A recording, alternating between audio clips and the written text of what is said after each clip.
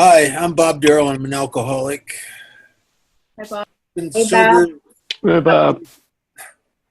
I've been sober only through the grace of a God that I was afraid to believe in, that I've accessed and maintained in my life through a process outlined in a book entitled Alcoholics Anonymous. The ability to remain sponsorable in a persistent and consistent effort in trying to forget myself through the 12 traditions and devote myself to helping others. And consequently, I haven't had a drink or any mind or emotion altering medication since October 31st, 1978. And that's almost hard to believe, actually. I was the guy that with every bit of willpower I had, I couldn't make a year. And I did it. I got drunk over and over and over again. I'm glad to be here. Thanks for asking me to participate. If you call me on a Tuesday, I'll answer Alcoholics Anonymous because I answer the phones for our central office on Tuesdays. And it's not because, thank you for what you said, but it's not because I'm such a great guy. I'm not. I'm a very self-centered guy. And self-centered guys like me have learned that we got to do a whole bunch of service and altruistic actions just to keep my head out of my butt, really, basically. I mean, that's just the nature of the beast. And it's not it's not a virtue thing. It's survival. And I'm very much like Bill Wilson. Bill Wilson was a depressive. Bill Wilson was plagued with resentments and self-pity, depression. And he discovered something early in his sobriety. He discovered if he went down to Towns Hospital and spent a couple hours with a guy that was coming apart at the seams and throwing his guts out, and just hopeless man, that he could be miraculously uplifted. And I discovered the same thing in 1978. After being a relapser in Alcoholics Anonymous, around Alcoholics Anonymous, I can't really say in good conscience I was in Alcoholics Anonymous. I did sobriety drive-bys, sort of, into the meetings, and I'd last anywhere from a couple months to 6-8 months maybe. I don't know. I never made a year. And I didn't understand what was here. And I didn't think I was alcoholic. But, it's really odd how you can draw a conclusion that severe. I'm not alcoholic, and I don't even know what it is to be an alcoholic. But I guess it's judged on a feeling of separation that I've had all my life. Wherever I am, I'm not that. I'm not one of you. I don't fit. I'm different. You don't understand my case. You say you understand me. You don't really understand me. My case is different. And I did that in Alcoholics Anonymous. And I think the uniqueness that some of us try to cultivate is spurned by an ego that wants to feed separation. And my grand sponsor was a guy named Chuck. And Chuck used to say there was one problem that contained all problems, and that was conscious and unconscious separation between me and you and me and God. And I've had that as far back as I can remember. That feeling of loneliness that Wilson refers to it as anxious darkness. I think there's another speaker on here, isn't there? No, maybe not. I don't know. And anyway, I've had that as far back as I can remember. Before I ever picked up a drink, I wasn't right. I mean, I had feelings of separation. I didn't feel it's in grade school the way the other kids looked, and growing up in the neighborhood, I always felt like I was coming from behind. I couldn't connect with people the way I observed them connecting with each other. It seems like people in life had a level of intimacy and connectedness to each other that just seemed baffling and beyond me. because I'm the guy who secretly doesn't fit. Now, I pretend pretty good. That double life it talks about in Into Action, I had that before I ever picked up a drink. I created the facade. I was the pretend guy. I pretended I was cool. I pretended I fit. I pretended I was okay. I pretended I wasn't afraid, but it was all crap. Because inside of me, behind the facade, I cowered, worried that someone was going to see through it and someone's going to expose me as being as phony as I secretly am. No, those aren't. And Those aren't being free. something it's something, but somebody's talking anyway. I'll just Some of the phones aren't muted. I'll just start over. My name's Bob. I'm an alcoholic. So here I am. I'm a young kid, and I don't fit really. I pretend like I'm okay, but I'm not. And I'll tell you a little story.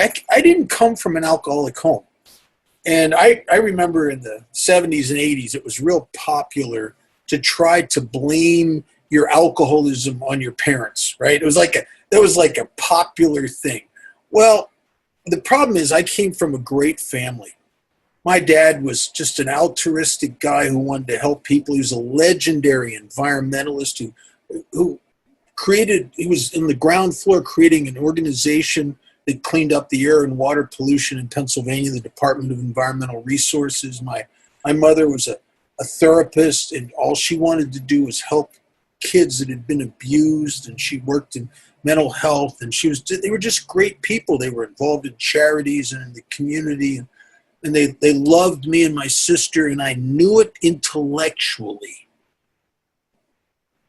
But truly, I could never feel it like my sister could feel it. Because alcoholics, the book says, we're extreme examples of self-will run riot. You can love me, but I'm the black hole of love.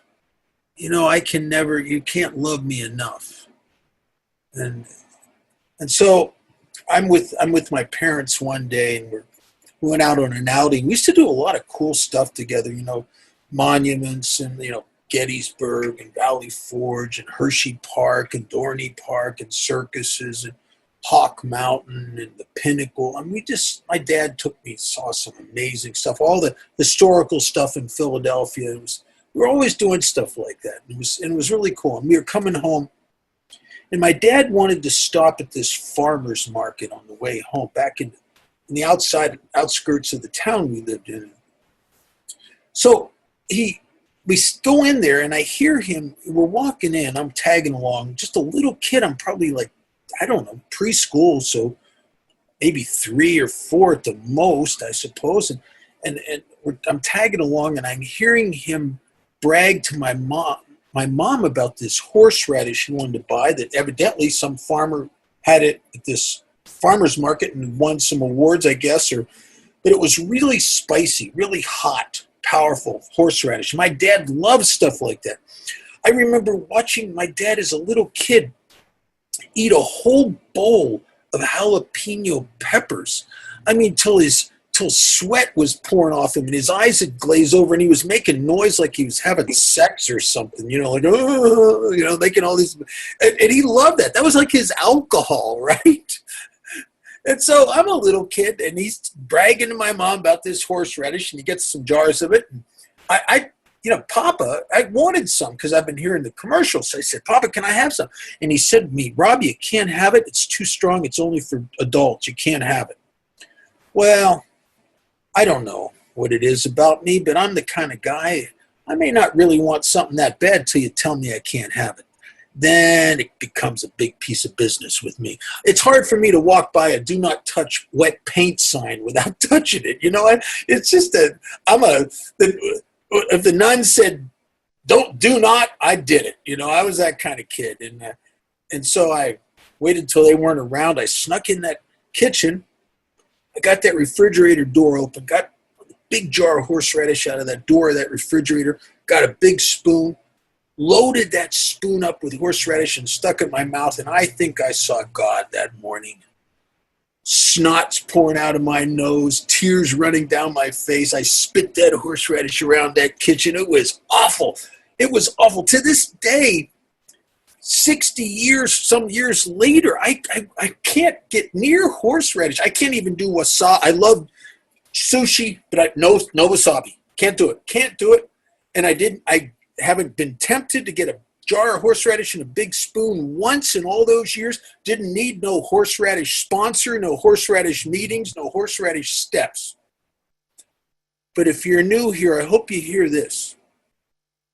If that horseradish would have done for me what alcohol did for me, I'd have been making myself sick with that stuff the rest of my life. Because as an alcoholic, alcohol did something for me that it only does for alcoholics. And what is that? You know, you'll hear 100 descriptions of it in AA. From saying I felt 10 feet tall, I felt bulletproof, I felt like I could talk to girls, I could come out and play, it set me free, I was fearless, you know, you'll hear all and on and on and on. But I think truly what it really did, and I couldn't piece this together until I was sober a number of years. What it really did is it relieved me of the bondage of self and allowed me to get free. Because on the natch, when I'm sober, I just get me on me.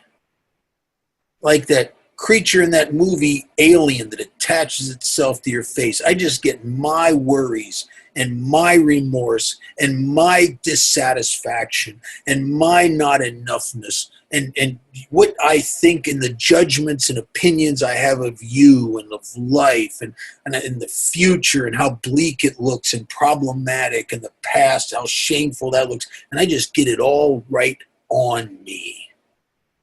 And I can't get it off.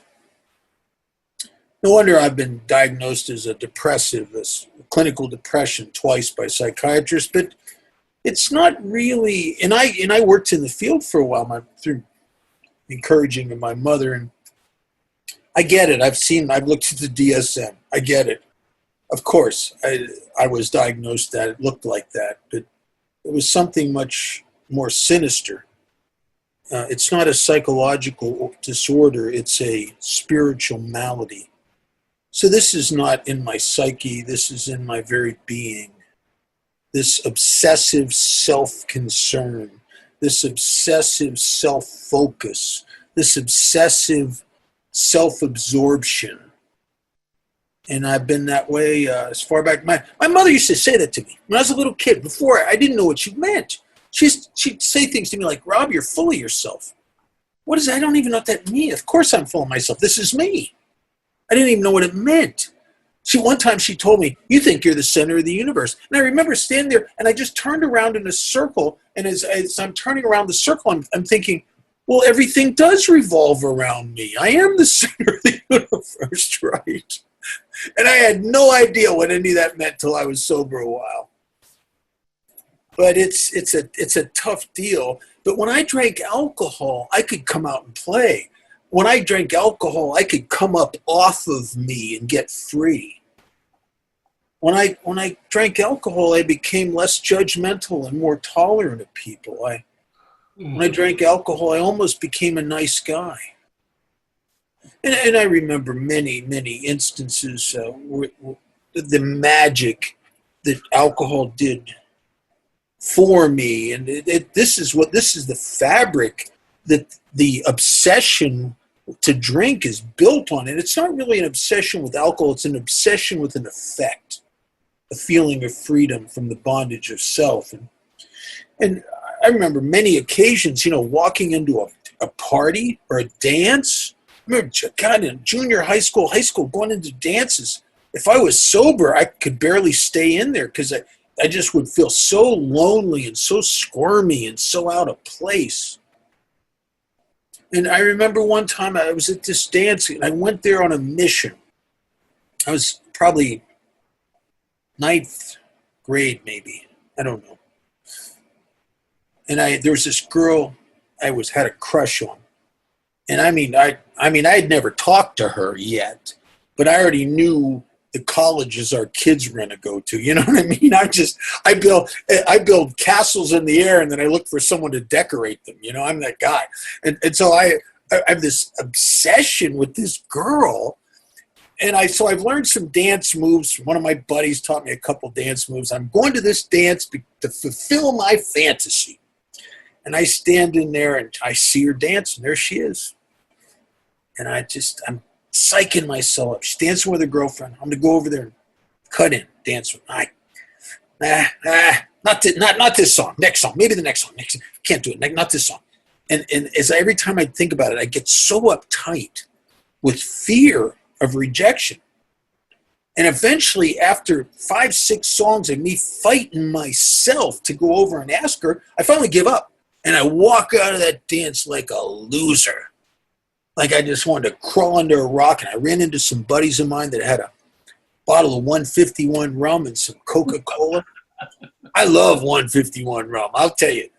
151 rum gets you downtown now, man. I love one. And if you're a 151 rum drinker, let me clue you in on something. There is no social drinking of 151 rum. You drink it to get downtown now, and I loved it. And I came floating back into that dance under the power of 151 rum, and I've got to tell you, I was suave and I was smooth. And I walked right up to her and just started making her laugh and talking to her, and we're dancing. And as this is going on, I'm saying things to her that are like perfect. It was almost as if I was channeling someone that was really cool. And then you know what happens. You sober up, and the next day I can't even talk to her. And she feels rejected. But see, alcohol did for me what I couldn't do for myself. And no wonder I was obsessed with the effect produced by alcohol. I loved it. But I got alcoholism. So as an alcoholic, alcohol does this amazing thing for me, but it does something hideous to me, and it always did it to me. And I couldn't see it for forever. I mean, it was not until I got sober in 1978 I could see something that had been true in my life for years, and yet I couldn't see it because, as it says in the book, the alcoholic's problem lies mainly in his mind.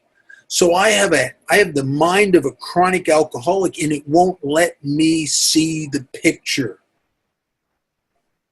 But what it does to me is when I drink it, and the effect hits me, and I get that feeling, I break out in an allergic reaction, and the allergic reaction is an overwhelming yearning for more.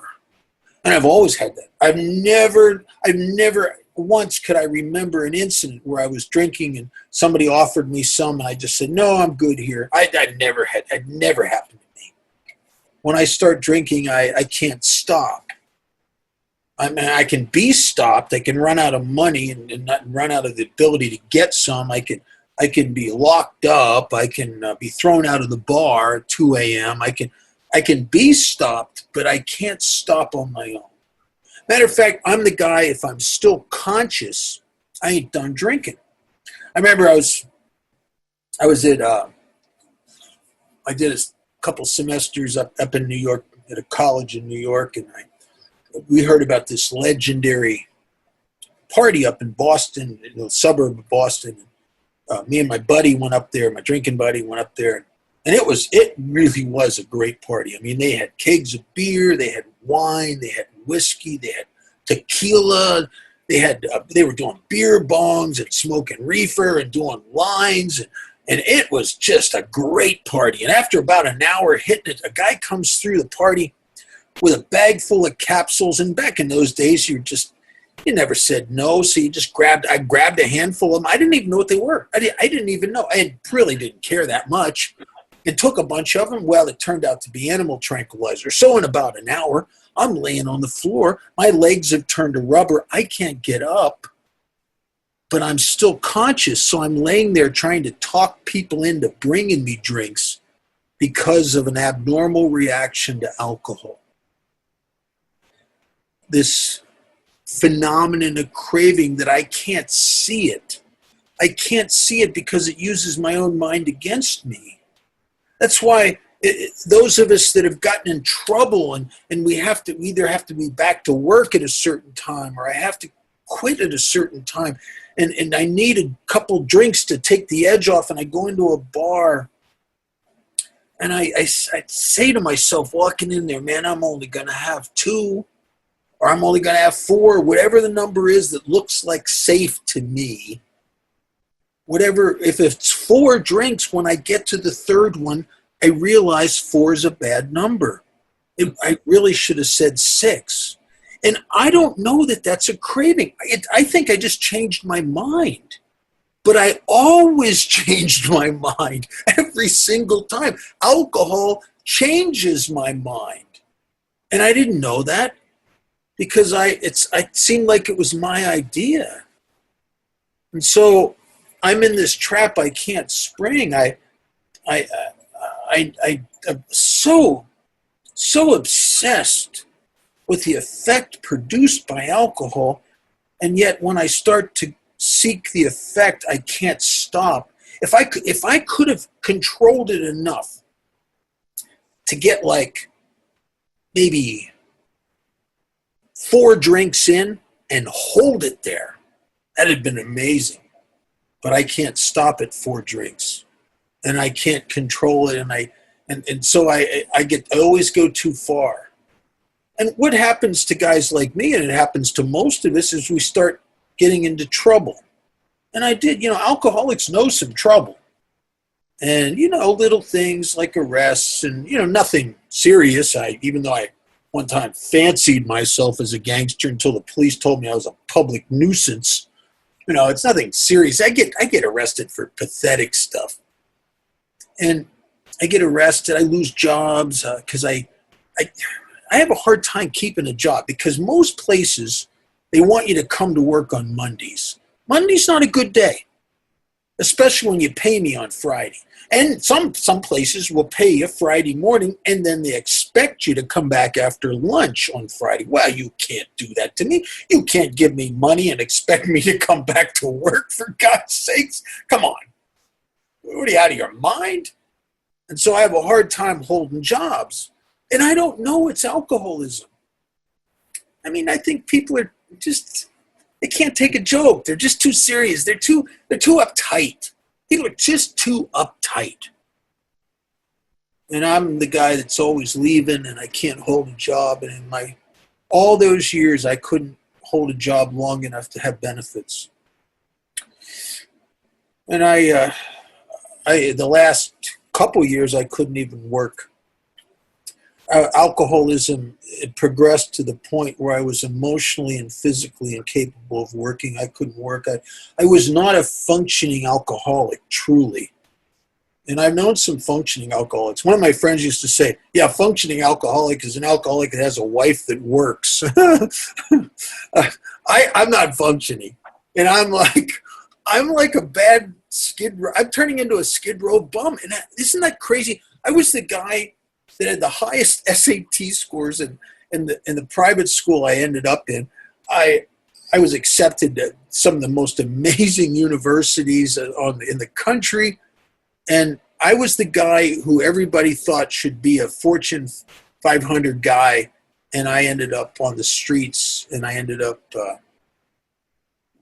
nobody would have anything to do with me. My mother and father, who loved me and spent a fortune on psychiatrists and treatment centers and bail bondsmen and lawyers, and they tried to help me until it just about destroyed them. And I really must have hurt them a lot. The fact that I kept getting back up again, and they'd get their hopes up because they loved me, just to dash their hopes again. And it was baffling to them until they couldn't take it anymore. And it was baffling to me too, just was. I don't understand what's going on. They don't understand what's going on. But it seemed like every time I would get sober again, I would, at least in the first 5 years, 6 years I was in and out. And I came to AA for the first time in 1971. So 71 to 78, I relapsed over and over and over again. And in the early days, I would get physically sober and I'd be obsessed with acquiring things and getting back on my feet, getting a great relationship and a car and a nice place to live, and, a good job, all that. I would try to put my life back together again. And I'm a driven kind of guy at times, with an obsessive nature at times. And I'd focus on putting my life together. And what happened to me time and time again, just about the time that everyone thinks that I've turned the corner and look at Bob, man, he's going to be okay. That's the time I would pick up the drink and I'd burn my life to the ground again. And it was baffling. And how many times I've looked back and thinking, man, what happened to me? I was doing good. I mean, I lost the job. I lost the girlfriend. I lost a little more chunk of my self-respect. What the hell happened to me? And I didn't know. And what I didn't know is how can a guy like me get to a place where, because I'm not stupid. I mean, I get it. I get that I'm destroying myself. I get that this is horrible, what's happening to me. And so I would make up my mind with a sincerity that is the maximum that a human being like me is capable of, that I'm never going to touch that stuff again. And I tell you, I don't know that a person could mean it any more than I meant it at times. And then to my horror, I'd be back drinking again in a couple months. And I didn't do that once or twice. I did that for 7 years, over and over and over again. And I didn't understand what was happening because, people, are telling me stuff about me. And maybe if you're new here, maybe by the time you came to AA, you've had a whole bunch of people getting in your face, talking to you about you. Maybe your mother and father, maybe your wife or husband, maybe your kids, maybe your priest or your minister, maybe your PO. Maybe if you're really bad, maybe your drug dealer started having some conversations with you about you. Maybe your bartender, maybe people on the streets are starting to make little suggestions about how messed up you are. And they all say the same thing. It's different languages. The priest says it one way. My parents say it another way. Girlfriend says it another way. But they all say the same thing. They're all saying, Bob, you're really messed up. And I go, if I'm on a bad day and I'm not defending myself, I'll probably agree with you. I'll probably go, yeah, I know. Well, so you know why you're messed up? I said, I don't know, because by this time I don't know. I've been to so much therapy. I've had several diagnoses. None of them really pan out. The treatment doesn't really pan out because I'm desperate to either treat the drinking part, get it back to the old days when it was fun, or to treat the sobriety problem so it's good. And so by the time you say, do you know why you're so screwed? I don't know, man. I don't know. And they'll tell you. They'll say, well, the reason you're so screwed up is you keep getting screwed up. If you didn't keep getting screwed up, you wouldn't be so screwed up. So I'm pretty screwed up. And I think, okay, I'm not going to get screwed up. And when I don't get screwed up, I'm so screwed up, I got to go get screwed up. And I don't understand that alcoholism, for all practical purposes, starts where the bottle ends. I had no idea that alcoholism chases me up into my abstinence like a pack of rabid dogs. Just nips at me and nips at me until I eventually quit. It's almost like one of those border collies that just will round you up and keep barking at you, moving you. And so that's how you make $5 million a year and you're never depressed again the rest of your life. I hope that helps all of you. I'm just kidding. Anyway, so I'll tell you, there's no danger of us breaking the ninth tradition of being overly organized. Bill's proud of us. I can feel him smiling in heaven. So what I didn't understand is what happens to me when I get sober. And this is really, I have this abnormal reaction to abstinence. And I didn't know that because it's hard to put your finger on it.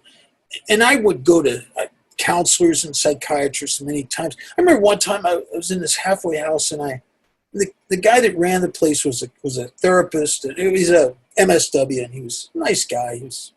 I liked him, and he wanted to help. It wasn't in the program, but he's just a professional. He wanted to help me, and I guess I didn't look happy, joyous, and free, I suppose, sober. Because I get all the symptoms of untreated alcoholism when I stop drinking. Seriousness, a little bit mopey, a little bit withdrawn, easily angered, judgmental, opinionated. I got all the symptoms of untreated alcoholism. So he says to me one day, because he doesn't understand alcoholism that much, and he says to me, "Bob, what's wrong?" And I remember just looking at him, thinking to myself, man, my God, I'd like to tell you. I really would. Maybe you could help me. I would like to tell you. The problem is I don't know what's wrong. It's not that anything in particular is wrong. It's, for God's sakes, it just feels like nothing's right. There's nothing is satisfying to me. Nothing seems to do anything for me. No matter, and the last couple years of my drinking, I stopped getting up because all that crap about getting newly sober and I'm going to build my life back up. I stopped doing that because I knew the truth.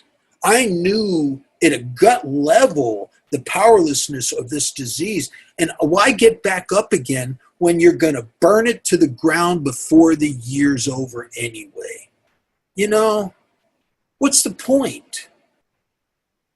What's the point of working hard to build a life if you're going to lose it in a couple months? So I stopped getting up, and that's when I ended up on the streets, and that's when a whole bunch of things happened at the same time. My parents stopped having anything to do with me. They told me to have me arrested if I came around their house. If I called them, they'd hang up on me, and they did. I'd lost my last friend because I stabbed him. It could have happened to anybody. I didn't mean to. I was totally alone. I remember I was arrested in late 1977 for a DUI hit and run in they said stolen car. It was actually borrowed. The guy passed out. I took his keys, because I needed some more alcohol, for God's sake, so I'm still conscious.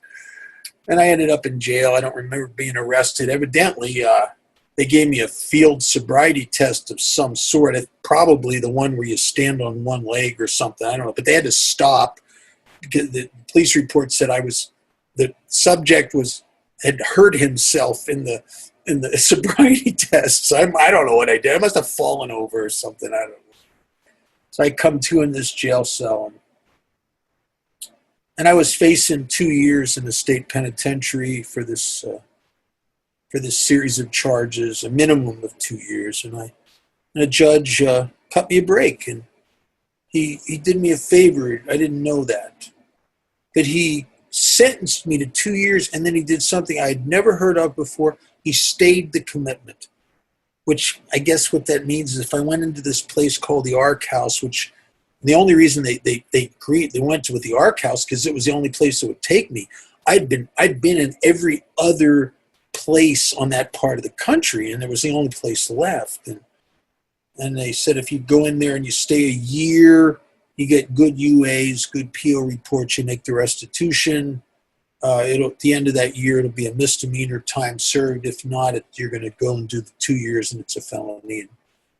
And I went into the Ark House this is not really a treatment center. This is the bottom of the food chain for treatment. I was in a room with, I can't even tell you how many bunk beds, and all you'd smell is ass and feet. It's just one of those places. And it's all down and out guys off Skid Row or out of Allegheny Prison or Graterford or some of those places. They'd take you out, people out of prison. And I'm in there and I'm really trying. I don't want to go to prison for 2 years. And besides, drinking's not even any fun anymore. And I know it for a while. And then I forget what I should remember and remember what I should have forgot. Isn't it? When Dr. Silkworth says guys like me, after a time, can't differentiate the true from the false. When I'm coming into a treatment center, when I'm newly sober, I'm thinking, I'm never going to drink again. This is horrible. It's not even fun anymore. And I get it.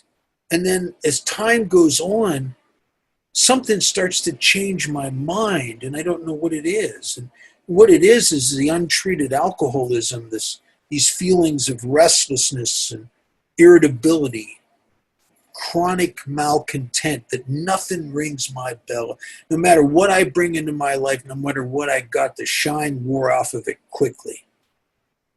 And I don't know what's wrong with me. And I start fantasizing about the way drinking was when I was 18 years old. And the sad part about that is that it hasn't been true for a number of years.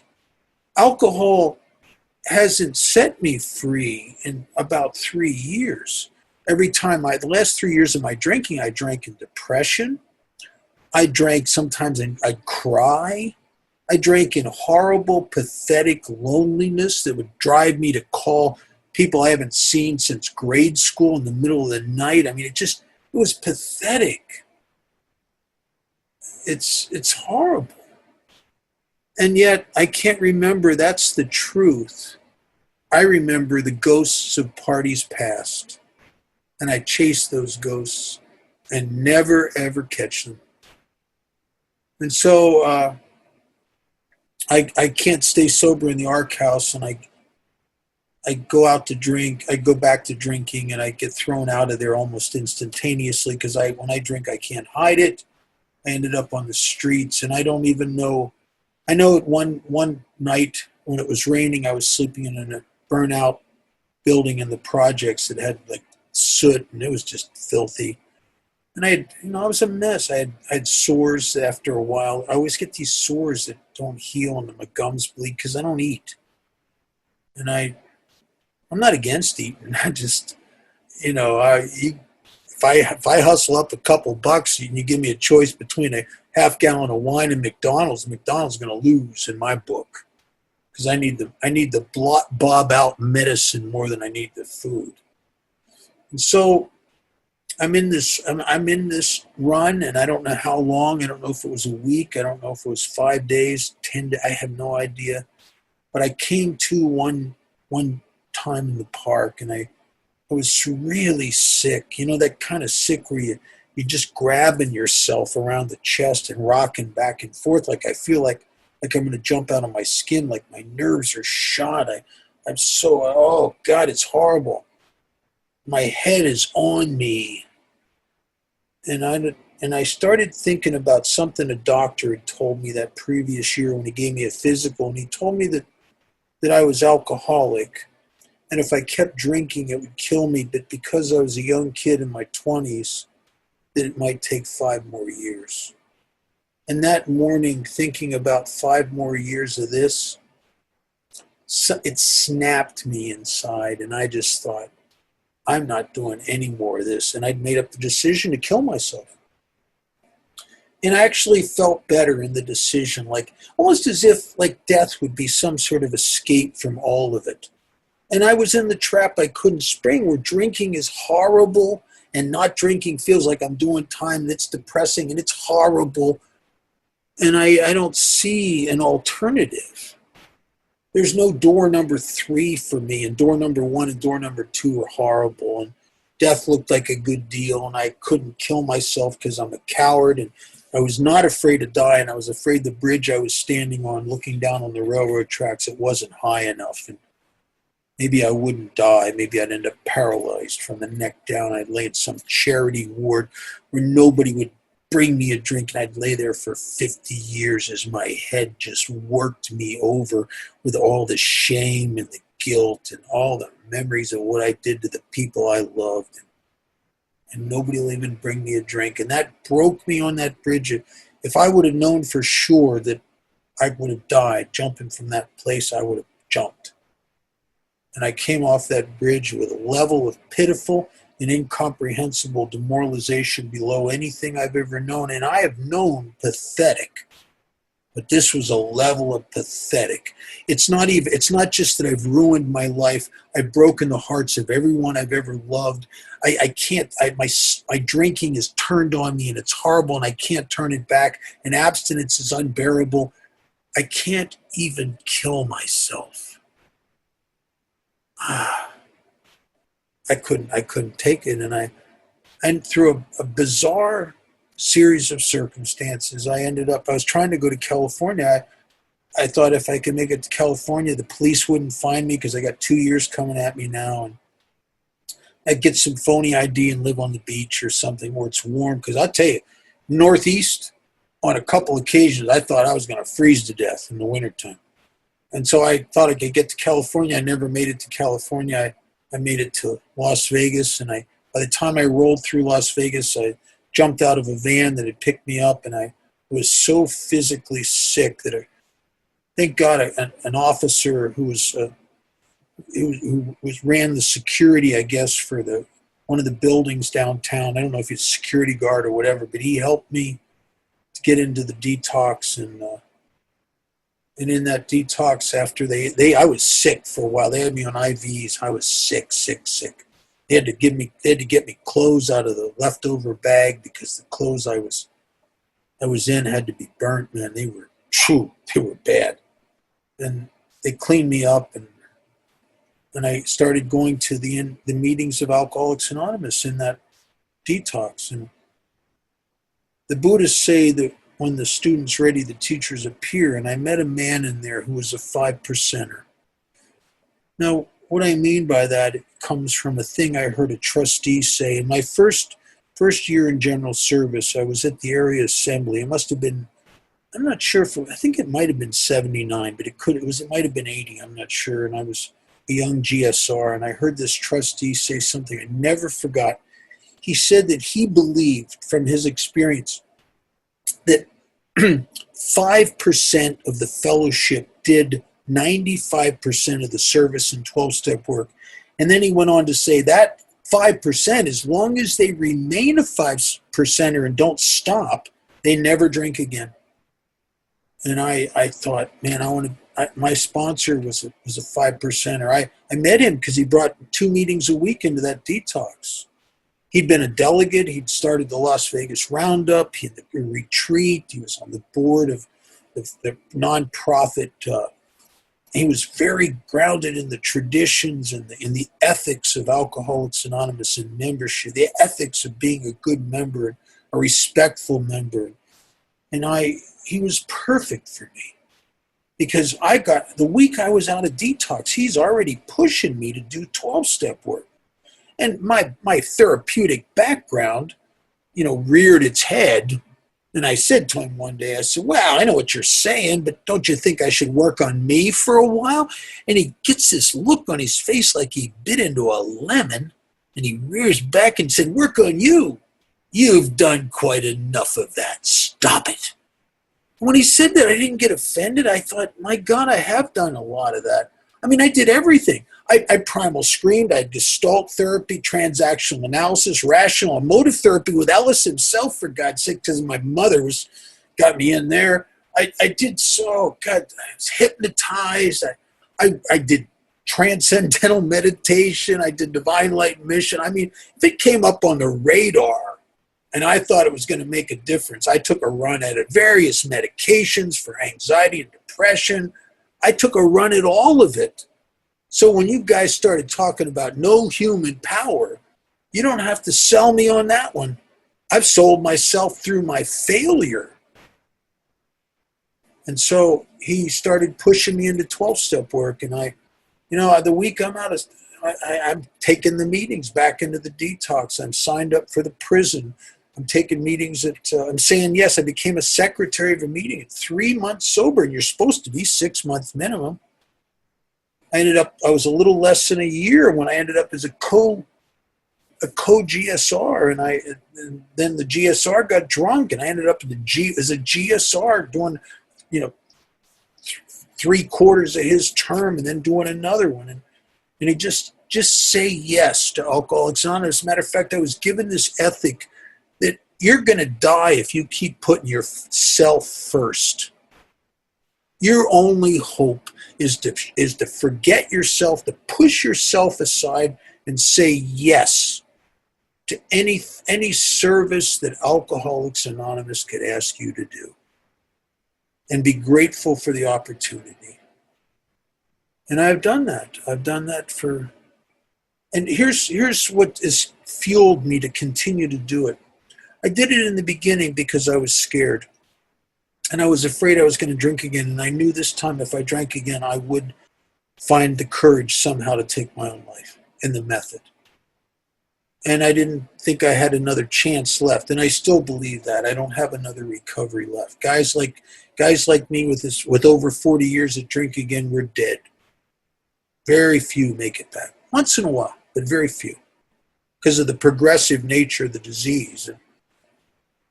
So I did it in the beginning because my sponsor wanted me to, and I made a deal with him that I would, if he sponsored me, I'd do anything he asked me to do, and some of it was tough, and I did it. But then something started happening to me as a result of these actions. You know, that I was an atheist, and he had me pray, start praying, and I didn't want to pray because I don't believe in God, but he had me do it anyway. And God started showing up in my life through an endless series of coincidences. He wanted me to do 12-step work, and I'm a depressive, and I stayed ahead of the depression somewhat by going to 20 meetings a week and a whole bunch of commitments, right? As if you could outrun your alcoholism. And then one night, on a 12-step, one night I went into a deep depression. I couldn't keep ahead of it. And, you know, for the most part, depression can't hit a moving target, but I was home that night. And I went to 2 meetings earlier, but I was just home. My roommate was gone, and I was just there by myself. And I don't know what it is about me. When I was new in sobriety, and if I was alone, I just wanted to ponder my life. And I've never pondered my life and spiraled upward. I just ponder my life. All I see when I look at my future is potential problems. When I look at my life, I don't see the good in it. I see the lack, the need. I see what's missing, according to me. And so I'm sinking into this deep depression, and I ended up I somehow got off that sofa, and I got to a meeting, and at that meeting, I met a guy who was really, really sick. He was coming off a drunk. He was coming apart at the seams. And I ended up spending about 5 hours with that guy, sitting with him in the emergency room of the hospital, trying to get him a bed. And they just were ignoring us because they do that there. They'd rather take legitimately sick people in these self-induced alcoholics that are probably going to be back here next month anyway. But in that waiting room, something happened to me. And he started to tell me about himself. And it was so, God, it was so transformational. He started to tell me that that for some time he wished he could kill himself. He doesn't have the courage. He told me that he couldn't even drink away the shame and remorse that he felt for the people that he hurt. He said, I don't know why you're wasting time with me. You see, I'm not like you. I always drink again. And I had relapsed for 7 years. I had tried to kill myself and was too much of a coward to do it. And in the last 3 years of my drinking, I couldn't drink away the shame and remorse. And in the wee hours of the evening, in the morning rather, I was sitting in that waiting room. I fell in love with that guy because he is me. And what I really did and didn't know it for some time is I fell in love with the me that was in him. I'm part of an aspect of myself that I can't love directly. There's an erroneous, because I tried. There's an erroneous thing in AA. We say to people, we say to newcomers, let us love you until you can love yourself. Stop it. I'm the black hole of love. If love would have fixed me, my parents could have fixed me. My girlfriends could have fixed me. I had buddies that could have fixed me. I think what we really do in AA that gives us ultimate freedom, it's let us laugh at you until you can finally laugh at yourself. Because it's in the humor that we find the humility. It's in the humor that we find the freedom. Because one of the number one symptoms of the bondage of self is seriousness, self-righteousness, entitlement, all that stuff where I'm just the center of the universe. And I had great sponsorship and they used to laugh at me and make fun of me until I could start to make fun of myself. And what a great thing that's been. What a journey. I have a meeting here it's starting in a couple minutes. It's actually, people are already, they come, it's one of my home group meetings. People come an hour and a half, 2 hours before my home group meeting starts. That's the kind of group we have. We're just on fire for AA. And so it's in the other room. It's in the back of the house. And that's my people. I belong to a home group that's pretty much all 5%ers. We do 14 hospital and institution meetings a week. And I'm so excited. They just a week and a half ago, they started letting us back into the rehabs and the detoxes. Oh my God, it was like the first one I went to after not going to one in about 2 months or more, it was like a drink of water to a guy on a desert. And I love the purposeful life of Alcoholics Anonymous. And I have a purpose in my life. I'll end with this. Mark Twain said that the 2 most important days in any human being's life is the day he's born and then the day he realized why. I know why I'm alive. Thanks for listening.